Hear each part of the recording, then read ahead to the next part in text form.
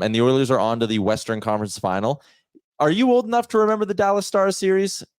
It was not the exciting one with the Marchand overtime goal, but my first Oilers playoff series I can remember watching was 2003. That's when my memory begins, because I was born in 93. So like 10-year-old memory, that's kind of where I got into it. But yeah, like for me, Dallas was always like one of those unbeatable, good, big budget teams during that time. There was like Detroit, Dallas, Colorado, New Jersey, like Philadelphia, maybe. Those were kind of like the big 4 and 5 huge budget teams the Oilers couldn't keep up with. But now it's a completely different animal. Like Dallas has got all this depth, but I don't think they don't have the top line players the Oilers do, I don't think. But that depth they have is damn good.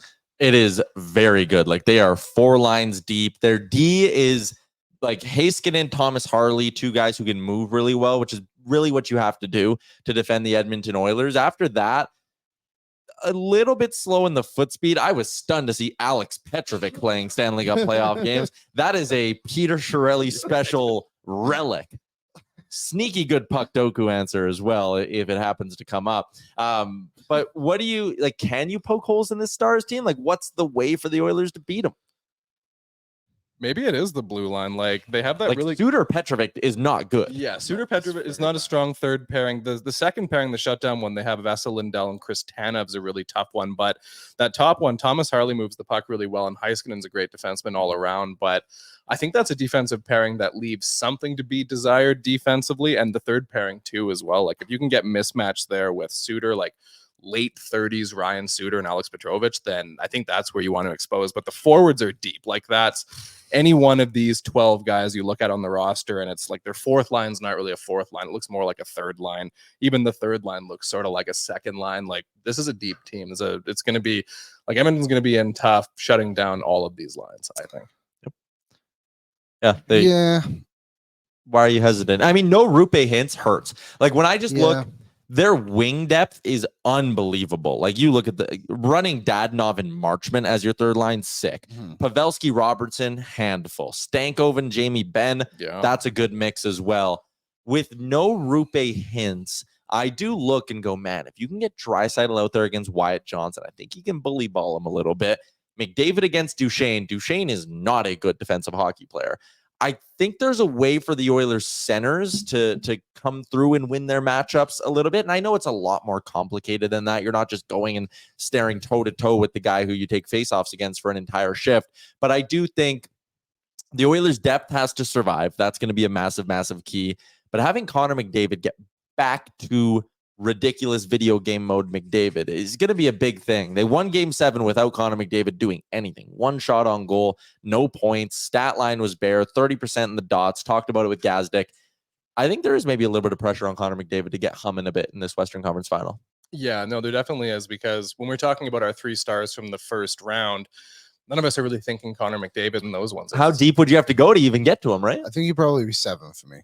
Yeah, like there's wild. Because it's also expectations, right? Like Connor McDavid coming and having a series where he puts up 10 points in 7 games seems great for 95% of players in the league. But for us, our expectations are, 2 or 3 points a game in the playoffs, take over and, dominate the entire game. And that wasn't happening for a lot of the series against Vancouver. That was what was happening against LA. But like you said, they don't have the same shutdown centers down the middle, like rookie Wyatt Johnston, young guy, Matt Duchesne, Tyler Seguin.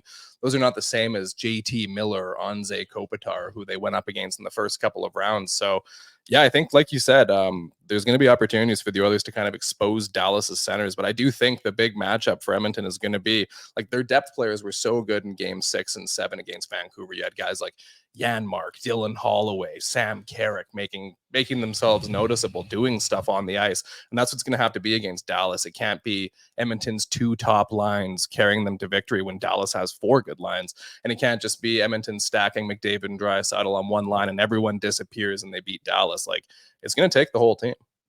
Dallas's PK is maybe a bit of a weak spot as well. So the power play getting rolling, it's an obvious thing to say your best players are going to have to be your best players. It's the Western Conference Final. The other thing that I kind of like looking around the league, there's been a lot of years where the NHL starts and it's banging. The first round is electric, so good. There's 4 series that go 7. Round 2 is okay, some good secondary matchups. Then you get to the conference finals, and sometimes it's okay, Think about the Oilers in 06. They got that Anaheim team and just picked them apart, right? and there are years where maybe a Cinderella team runs out of gas at that stage. Like, I think that's what would have happened if Vancouver would have snuck out a win last night. I think they would have gotten steamrolled by Dallas.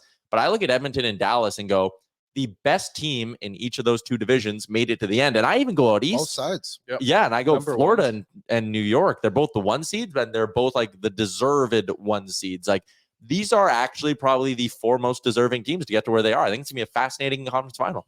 I think it's the first time since, I can't remember the year, but I'm sure it was the Rangers and Anaheim, that the 2 number 1 seeds from the East and the West have gone to the conference finals on both sides.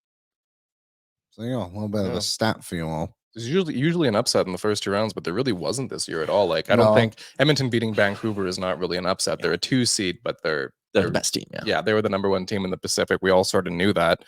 It's interesting to see all 4 of the number 1s there. It's sort of hard to look at this Final Four and think, all right, who's the team to beat here? Like, who of these Final Four teams is maybe Florida, because they were there last year and they have that experience. Maybe it's them, but the Rangers have been great this year. The Stars have been great. The Oilers had the winning streak. Like, it really is a great collection of teams. Yeah, and every team kind of has really unique pluses and minuses. Like, Edmonton's biggest strengths and weaknesses, I should say. Edmonton's strength is the star power, McDavid, Bouchard, and Draisaitl, but their weakness is between the pipes. Florida's strength, that experience, that forward group that works hard, but Bobrovsky hasn't been that good in these playoffs. I think there's a weakness there. The Rangers, I mean, they are really good and really, really deep. I'm not sure what their weakness is. Maybe Dallas, you can't really find one either. But this is going to be a really fun series. I also know we're doing ONR in a little bit. It is interesting. You talked about remembering that series in 03. There is like a weird generational gap. Like, I think you'd be in the same boat as me, Liam. I don't give a shit about the Dallas Stars. Like, they have never rubbed me the wrong way. Rick, who we're going to do ONR with, he hates them. He gets so mad. He gets so mad when he talks about them. Like, if you were to ask him, he puts them on par with Calgary. And I'm sure there are Oilers fans who are of that age who are writing the same thing. So it'll be interesting to see if a bit of a rivalry is restored between these two sides, Yeah, it will be interesting. It's kind of like when the Oilers faced Colorado, right? In the Western Conference Finals. It was like, up until that point, those 2 matchups were basically nothing and remembered for being 2 of the worst teams ever in NHL history when they were going through both their rebuilds. And now it's like when they face them, it's like, I just want to beat them so bad. So maybe, I think, like you said, the penalty kill is going to be interesting, and special teams in general in this series.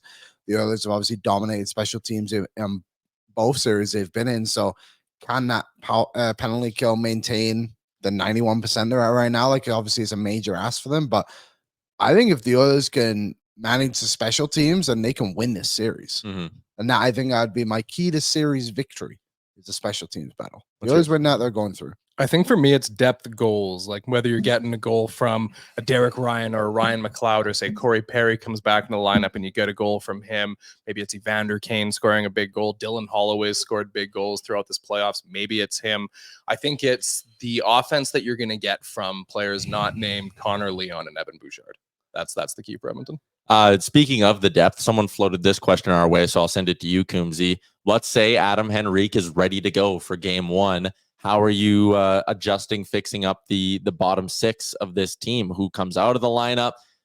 Do you put Henrique on the wing? Are you putting, because like, I think the top 6 is untouchable. You cannot take Dylan Holloway off that line with Draisaitl. So what do you do? No, I wouldn't be cool with the move of moving Dylan Holloway out of the top 6, because he's been such a positive for the Oilers in these playoffs. And even in the late part of the season when he came up, 2 guys who aren't producing a tremendous amount. The third line in general is not really doing much offensively at all. I think there's, outside of that giveaway he had in game 7, I think Ryan McLeod's been fine defensively, but the offense just isn't there at all. Warren Fogle hasn't looked like his best. He hasn't looked like a guy playing for a contract at all. I think Derek Ryan's a little bit out of his depth in the third line spot. I prefer him a little bit more on the fourth line. So, anywhere that you can slide Henrique in on the third line, I'd go for it. I also wouldn't mind giving him a spot as the 3C, because I don't know, maybe in the playoffs, McLeod is better on the wing. We saw in the regular season during the 16-game heater, he produced more as a winger. And maybe it's hard to tell, was he producing more as a winger because he's playing with Leon Draisaitl, or is his game better suited for the wing? But Henrique, going from Henrique or McLeod to Henrique on that third line center spot, you don't lose anything defensively. And if there's a bump to be gained from McLeod being a winger, I think you explore that. And then I said I would move Derek Ryan back to 4C and run Janmark, Ryan, and Brown is my fourth line. You said you would take Derek Ryan out. Keep Carrick. Yeah, I like Carrick's size, Gumption, strength. Yeah, all those. Personality. Adam Ernie's in. Stirrup. I just think I love Derek Ryan and I love his effort and all that stuff. But if you're going in for a board battle and I had to pick Carrick or Ryan to go and get that puck, I'm picking Carrick every day of the week. And I just love that from him. Like, he really brings that just maximum effort. And Ryan does too, but Carrick executes on that effort. And I just think that is going to be something in this series. Like, we're talking about how deep this Stars team is. I think Carrick helps you win a lot more battles. Like yesterday, that was a big thing for the others. They were winning every single 50-50 battle. And if you go back and look, that fourth line was played a huge role in it. Gazdic spoke about it on that, what would it have been, Hyman's goal. Just the role they played in it. And I think Carrick, to his credit, has come in after being easily the worst forward in that Kings series. He's come in these last 2 games and done exceptionally well. Hey, if he falls off again, I'd probably kick his ass to the stands anyway. That's why you got the depth. If he has a bad game, put somebody else in, then try him again later in the series. You don't have to use the same 12 guys every game. What's up, Nation citizens? If you like that video, then you need to be subscribed to the Oilers Nation YouTube. Podcasts, live shows, exclusive interviews, and analysis. Everything you need from your favorite voices at Oilers Nation. And you don't want to miss any of it, so hammer that subscribe button.